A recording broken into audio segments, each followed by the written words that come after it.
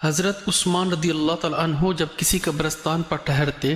تو اتنا روتے کہ آپ کی داڑھی تر ہو جاتی۔ ان سے کسی نے کہا کہ جب آپ کے سامنے جنت و جہنم کا ذکر کیا جاتا ہے تو نہیں روتے، اور قبر کو دیکھ کر اس قدر رو رہے ہیں؟ تو کہا کہ رسول اللہ صلی اللہ علیہ وسلم نے ارشاد فرمایا ہے، آخرت کے منازل میں سے قبر پہلی منزل ہے، سو اگر کسی نے قبر کے عذاب سے نجات پائی تو اس کے بعد کے مراحل آسان ہوں گے، اور جسے عذاب قبر سے نجات نہ مل سکی تو اس کے بعد کے منازل سخت تر ہوں گے۔ عثمان رضی اللہ تعالیٰ عنہ نے مزید کہا کہ رسول اللہ صلی اللہ علیہ وسلم نے ارشاد فرمایا، گھبراہٹ اور سختی کے اعتبار سے قبر کی طرح کسی اور منظر کو نہیں دیکھا۔ رسول اللہ صلی اللہ علیہ وسلم نے فرمایا، کون ایسا شخص ہے جو مجھ سے ان کلمات کو سن کر ان پر عمل کرے، یا ایسے شخص کو سکھلائے جو ان پر عمل کرے؟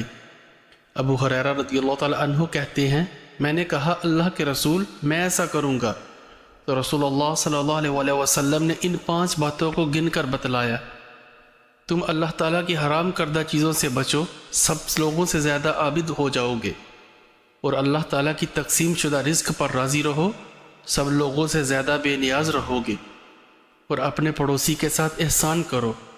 پکے سچے مومن رہو گے،